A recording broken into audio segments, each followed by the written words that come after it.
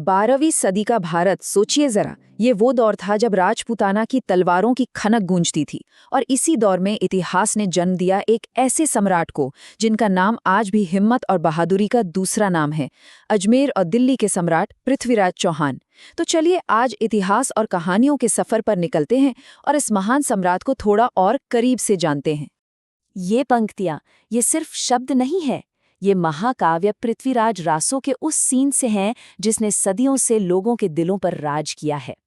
ये वीरता और दुख की एक ऐसी कहानी है जिसे हमें इतिहास की किताब से ज्यादा एक महान गाथा की तरह देखना चाहिए।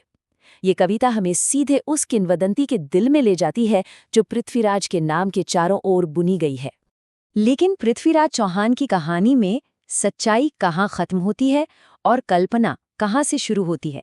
आज हम इसी पहेली को सुलझाने की कोशिश करेंगे। हम समझेंगे कि इतिहास के पन्नों में दर्ज राजा और लोक कथाओं में अमर हो चुके महानायक में क्या फर्क है। तो सबसे पहले चलिए उस कहानी में गोता लगाते हैं जिससे हम में से ज्यादातर लोग जानते हैं, पृथ्वीराज चौहान की वो वीर गाथा जो हमें कहानियों में सुनाई जाती है। कहानियों के मुताबिक पृथ्वीराज का जन्म 1166 में चौहान राजा सोमेश्वर के घर हुआ था। कहते हैं कि वो बचपन से ही एक असाधारण योद्धा थे। बहुत ही कम उम्र में उन्होंने अजमेर और दिल्ली का सिंहासन संभाला और युद्ध की हर कला में माहिर हो गए। उनकी सबसे मशहूर कलाओं में से एक थी शब्दभेदी बाण चलाने की काबिलियत। जरा सोचिए, ये एक ऐसी अविश्वसनीय तीरंदाजी थी जिसमें सिर्फ आवाज सुनकर दुश्मन को ढेर किया जा सकता था। और शायद यही वो हुनर है जो उन्हें एक आम राजा से कहीं ऊपर एक पौराणिक हीरो बना देता है। और यहीं आकर कहानी और इतिहास के बीच एक बहुत बड़ा टकराव सामने आता है। लोक कथाएं हमें बताती हैं कि पृथ्वीराज ने मोहम्मद गोरी को 1 या 2 बार नहीं बल्कि 17 बार हराया और हर बार उसे जिंदा छोड़ दिया। लेकिन जब हम इतिहास के दस्तावेज खंगालते हैं तो वो हमें कुछ और ही बताते हैं। वो सिर्फ 2 बड़ी लड़ाइयों का जिक्र करते हैं। तो फिर सच क्या है? तो चलिए अब कहानियों से निकलकर जरा हकीकत की जमीन पर उतरते हैं। बात करते हैं उन 2 लड़ाइयों की जिन्होंने सिर्फ एक सल्तनत का नहीं बल्कि पूरे उत्तर भारत का भविष्य तय कर दिया, तराइन की लड़ाई। इतिहास में तराइन के मैदान पर 2 बहुत बड़े युद्ध लड़े गए। पहला 1191 में और ठीक 1 साल बाद 1192 में दूसरा। ये 2 तारीखें भारतीय इतिहास में एक बहुत बड़ा मोड़ साबित हुईं। 1191 की पहली लड़ाई वो राजपूतों के शौर्य का एक शानदार नजारा था। पृथ्वीराज चौहान की अगुवाई में राजपूत फौज ने मोहम्मद गोरी की सेना पर सीधा और जबरदस्त हमला बोल दिया। गोरी ने राजपूतों की ताकत को बहुत हल्के में लिया था और नतीजा उसकी करारी हार हुई। वो खुद बुरी तरह जख्मी हुआ और उसे मैदान छोड़कर भागना पड़ा। लेकिन इस शानदार जीत के बाद एक ऐसा फैसला लिया गया जिसने शायद इतिहास की धारा ही बदल दी। पृथ्वीराज ने भागती हुई गोरी की फौज का पीछा नहीं किया। कुछ लोग इसे राजपूतों के युद्ध नियम और उनकी दरियादिली मानते हैं, तो वहीं कई इतिहासकार इसे एक बहुत बड़ी रणनीतिक गलती कहते हैं। और ये गलती बहुत बहुत भारी पड़ने वाली थी। मोहम्मद गोरी अपनी हार का बदला लेने के लिए लौटा और इस बार वो पहले से कहीं ज्यादा तैयार था। वो अपने साथ 1,20,000 बेहतरीन घुड़सवारों की एक विशाल सेना लेकर आया था। इस बार गौरी ने ताकत से ज्यादा चाल का सहारा लिया।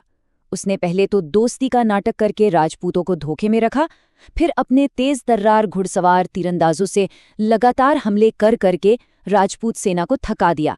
और उसकी सबसे बड़ी चाल थी झूठा पीछे हटना। जैसे ही अनुशासित राजपूत सेना उनका पीछा करने के लिए आगे बढ़ी, गौरी ने अपनी छुपी हुई ताज़ा सेना से उन पर हमला कर दिया।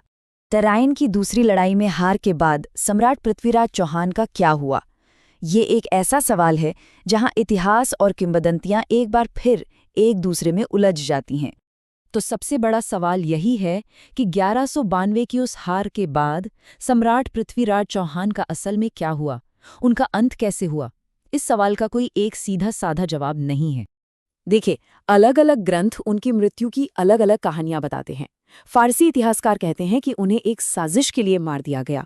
जैन ग्रंथों के मुताबिक एक अपमान के बाद उनका सिर कलम कर दिया गया।